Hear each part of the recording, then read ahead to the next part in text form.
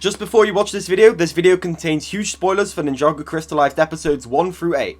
If for whatever reason you haven't watched it yet, which if you haven't you really should, it's a lot of fun, click off this video, come back once you have. Now, with that disclaimer out of the way, let's get on to the video. So, a big question from pretty much the entire Ninjago fanbase going into Ninjago Crystalized is how would Nia return, and would she even return? The first 8 episodes of the season have finally revealed this long-running question to us, and I think they did a pretty good job at it. Of course, everyone's opinions on this will be different, so let me know how you feel about Nia's return in the comments below. But this video is here to explain essentially what happened, answer away any plot holes, and that kind of thing. So without further ado, let's get into it. So, after a year of being the ocean, Nia forgot almost all of her memories.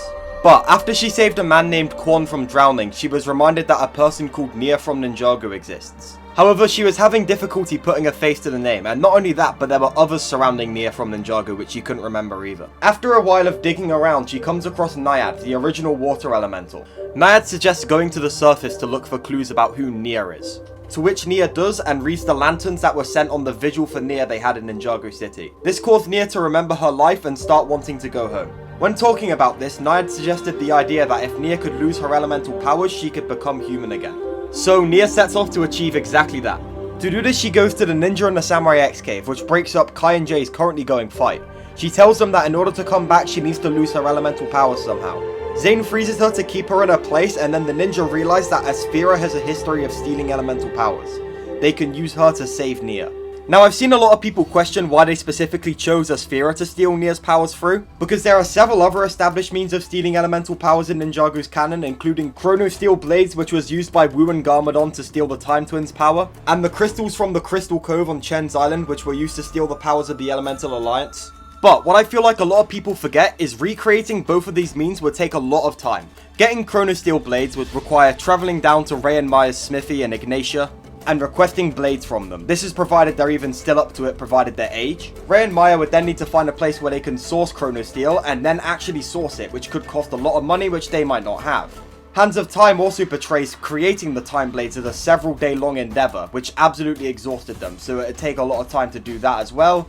Then they would need to call the ninja, tell them they have the blades, travel down to the smithy, get the blades, travel back to the monastery, and then use them on Nia. As for the crystals, the ninja would need to travel to Chen's Island, which would at least take half a day based on the time of day seen in the invitation. Then they would need to find where the Crystal Cove is, given how the island probably isn't too well mapped because it's been abandoned for years at this point. Retrieve the crystals, get back, and then get to the monastery, which would take another half day. And then remove Nia's power. While on paper this would work if the ninja had unlimited time, they don't. Nia can only stay in that form for so long, she can only stay in the monastery for so long, and she can only stay frozen for so long. Skylor won't be able to just freeze her indefinitely because Zane's powers will eventually wear off. Zane won't be able to freeze her indefinitely because Zane's power is not unlimited, as said and rebooted. My power source has reached critical mass.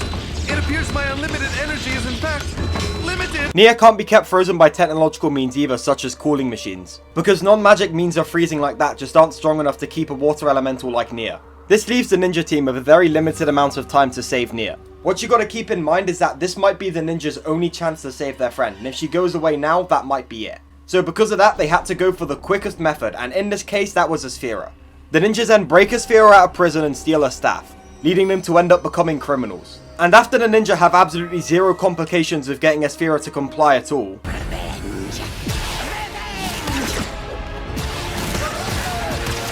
I can't believe Aspheera betrayed us in 2 seconds flat. Aspheera ends up removing Nia's powers, bringing her back to being a human. The consequences of this for Nia is that she's no longer the Master of Water, which is her greatest fear. I see myself normal, like I never achieved my true potential. So yeah, that is an explanation of how Nia returned and crystallized. What do you think of this plot direction? Be sure to let me know in the comments.